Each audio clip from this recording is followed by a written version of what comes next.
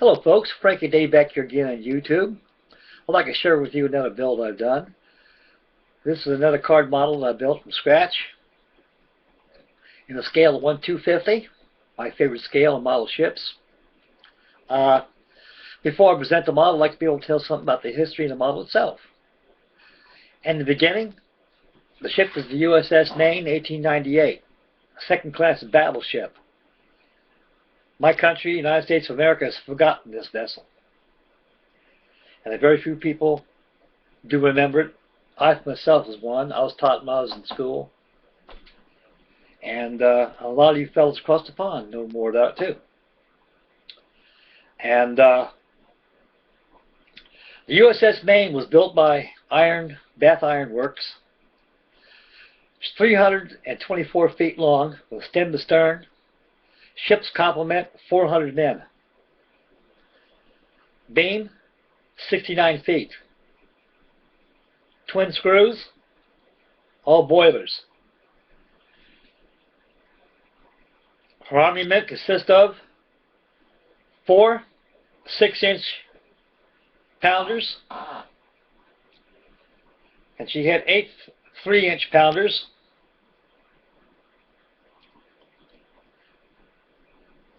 Captain Charles Sigsbee was the commander-in-chief aboard the USS MAINE. The ship was launched in 1896, and by 1897, tensions in Spain and the United States of America were getting pretty hot. January 6th, 1898, President McKinley was heckled and poked at by the embassy of Spain. Somehow the media circulated to the public, and the public was thus fuming as much as the smoke from the cigar got in my hand. We felt insulted. President McKinley felt insulted as well. By May 2nd, 1898, the battleship USS MAINE was sent to Havana Harbor in Cuba.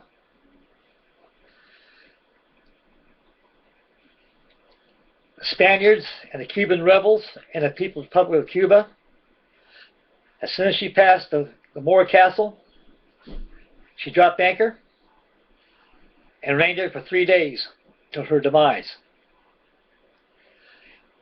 At 10 o'clock, taps was piped down. All hands bedded down to the racks. The mighty explosion. The MAINE blew up and sunk immediately. 32 feet of water. She went down.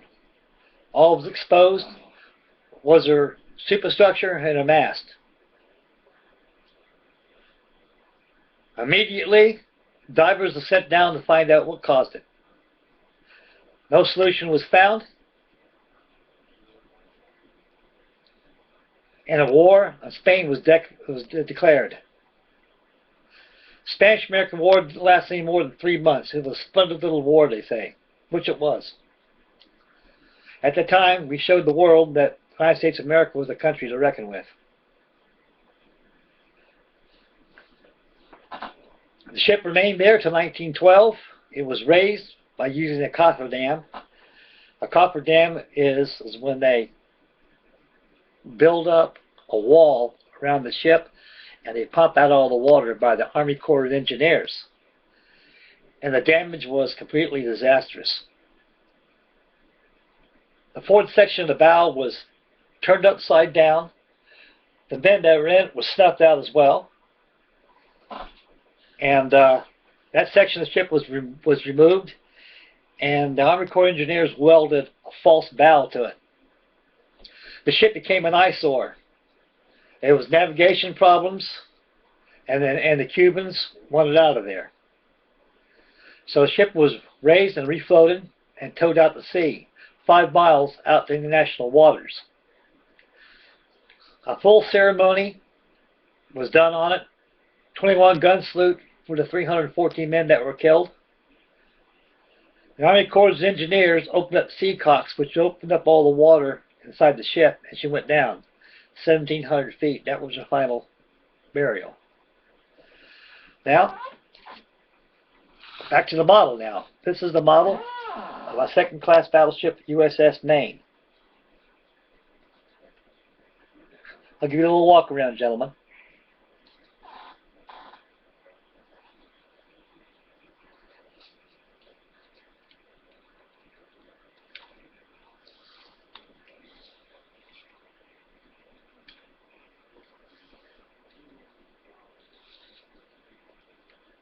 All paper.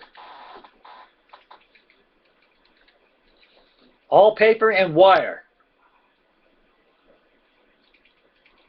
Ship's boats were made from balsa wood.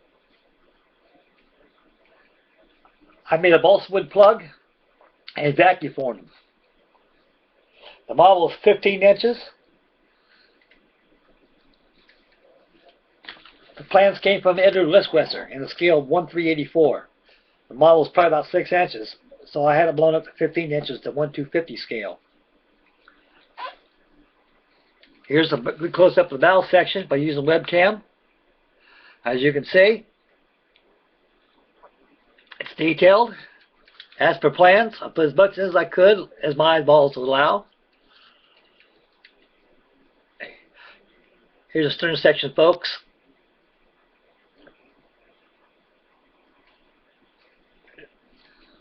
I made a nice little plaque here using a stencil. I colored it in.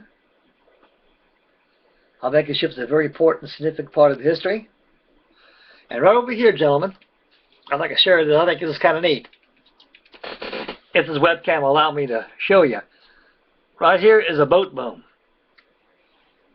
There's a little ladder way going down here.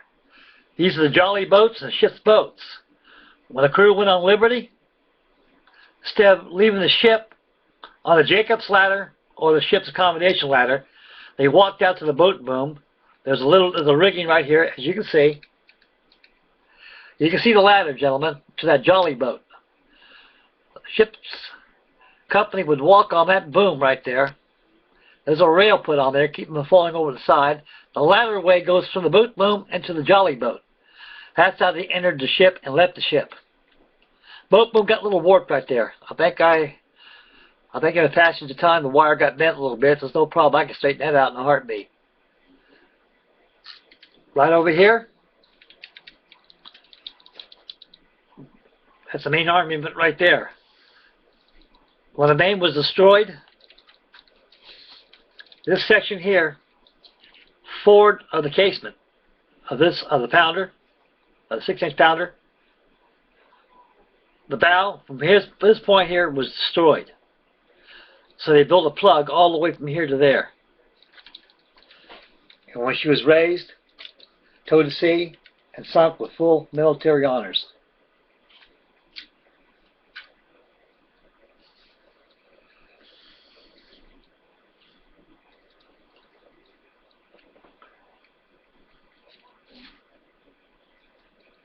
A very unusual build. I've always had admiration for earlier dreadnoughts like Battleship Oregon, Battleship Maine, all those dreadnoughts used back in the Spanish-American War, Admiral Dewey's most trusted fleet. Well, folks, I got to sign up right here. The hands of time is tinkering away at me until you better get off or you get rejected. Before I close, I'd like to thank Alex Modeling and Pro Model for a Frankie Day shout out. You know what it means to me. To my heart and soul, thank you very much, fellas. You guys are the best. I've been on YouTube a very short time now, and I'm new here, and I'm overjoyed with all these replies I'm getting from you fellas. And any replies, shoot them back this way. I'll fire them on the fly. I'd like to thank everybody, and God bless, and please subscribe. And I'm very, very honored for your comments and replies. It means a lot to this old man. Thank you very much, and God bless, and we'll see you next YouTube. Bye-bye.